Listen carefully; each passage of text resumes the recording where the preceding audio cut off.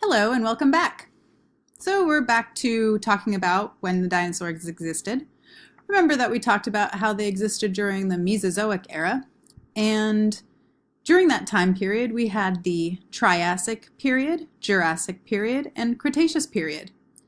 We covered the Triassic and Jurassic, and now let's talk about the Cretaceous. Remember, the Cretaceous lasted the longest, from roughly 145 million years ago to 65 million years ago.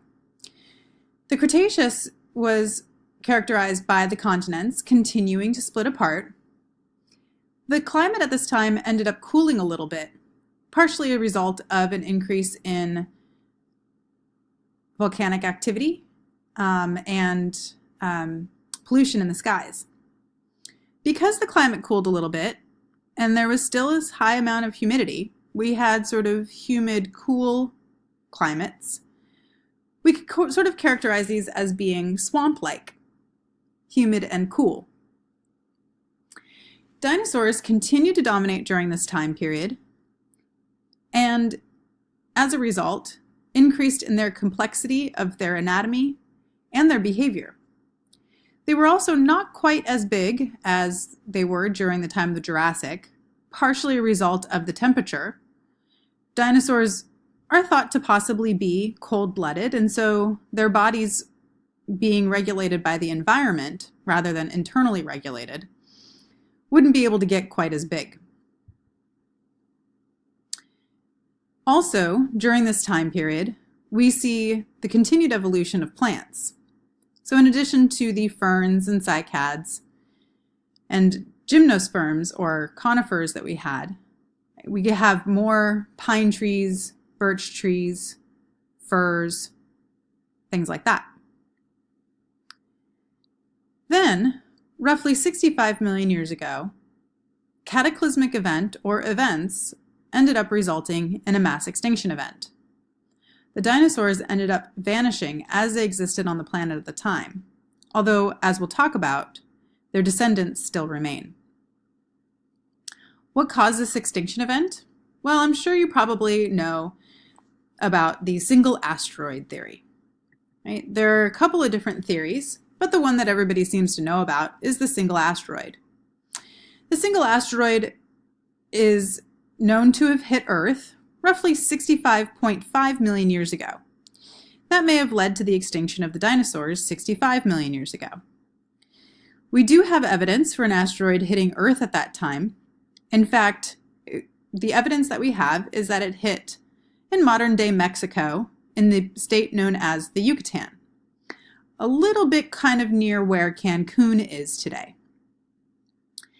The crater that existed and still exists today is what we refer to as the Chicxulub crater. It's a little hard to see if you were to just visit the site or even take a plane over it, but through satellite imagery, we can see, in fact, that there is a very clear impact site that's 110 miles across. And from computer simulations, we understand that it was probably from an asteroid that was about 6 miles wide. We know that this created a giant impact not only at that site, but also a massive change around the Earth, because there's examples of and evidence for high levels of iridium found all over the Earth, in the Earth's crust, at this time period. Iridium is an element in the periodic table of elements that's really rare on Earth. The primary way that we have iridium come to Earth is through asteroids. So generally speaking, if we see layers of iridium all over the Earth, that's very likely a result of not just an asteroid impact, but the fact that the particles of that asteroid were so widely dispersed around the Earth that it ended up covering the entire globe, indicating that this impact was a global event.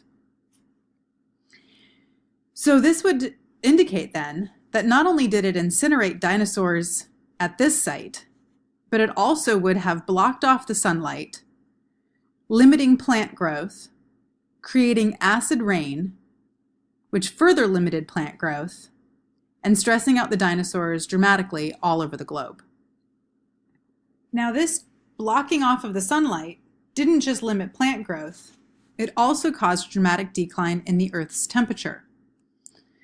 The pollution in the atmosphere reflected a lot of the sun's rays and eventually resulted in a long cooling period on the planet, dropping the overall planetary temperatures by 5 degrees. A 5-degree drop in planetary temperatures was quite dramatic, and the dinosaurs couldn't adapt or evolve fast enough to deal with these cooling trends. This eventually is what thought to have resulted in the extinction of the dinosaurs. However, it wasn't the only contributing factor. There is, in fact, another theory about the cause of the extinction of the dinosaurs that has just as much evidence that not as many people know about, and that's the supervolcano theory. The supervolcano theory is derived from the fact that all previous extinction events on Earth resulted from the eruption of supervolcanoes. Supervolcanoes, as I mentioned before, are very large, very long-lasting volcanic eruptions. Nothing like the volcanic eruptions that we see today. This particular supervolcano that was thought to have contributed to the collapse and the extinction of the dinosaurs existed between 67.5 million years ago and 65 million years ago, basically lasting 2.5 million years.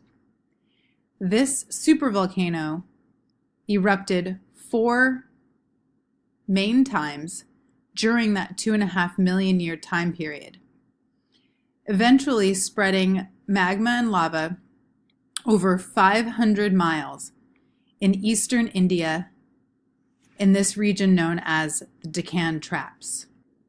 We can still see evidence of this magma in this region of India, and the result of this 2.5 million year volcanic eruption. You can see layers upon layers of lava and magma that existed and came to Earth, to the surface, 67.5 to 65 million years ago. Eventually, this 500-mile expanse was covered 2 miles deep in lava and magma, resulting in this basalt rock that exists today. This was a clear indication that the dinosaurs in this region of the world would never have been able to survive, and in fact were very likely struggling all over the Earth because the ash and pollution and carbon dioxide emitted from this supervolcano would have affected dinosaurs all over the globe. What's also interesting is that this supervolcano was on the exact opposite side of the globe as the asteroid eventually hit. So if there were any place on Earth where the dinosaurs were eking out an existence, it would have been around Mexico. However, when the asteroid hit, that incinerated those dinosaurs there as well. While some scientists like to advocate for either the single asteroid theory or the supervolcano theory, it's probably more likely than not that both of these events compounded on top of each other and resulted in combination with the extinction of the dinosaurs. What is consistent about these two theories? What's interesting is that both of these theories indicate that what eventually led to the extinction of the dinosaurs was some event that resulted in a rapid climate change across the globe. While dinosaurs were on Earth, as I mentioned, there were no polar ice caps. The entire planet was very warm. And in fact, when the planet is that warm, during this time period, the temperatures across the globe were relatively similar. So in the poles, they weren't that different than at the equator. Today, as you can see from this red bar, the present temperatures are very different between the poles and the equator. Sea levels were also 300 to 800 feet higher than they are today, resulting in less landmass and fewer islands than we have today. Not only were the planet's temperatures much more uniform, but everything was much warmer. About 5 degrees warmer, on average, than they are today. This was partly a result of the carbon dioxide levels that were in the atmosphere. The CO2 levels in the atmosphere were 12 times higher than they are today.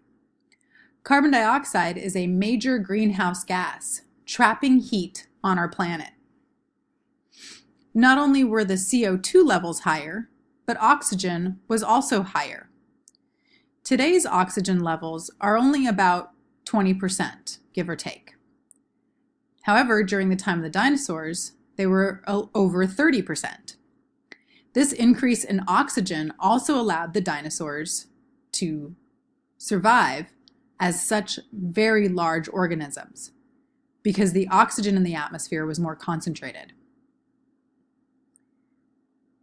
Volcanic activity in general was also decreased, resulting in cooler temperatures today than there was during the time of the dinosaurs.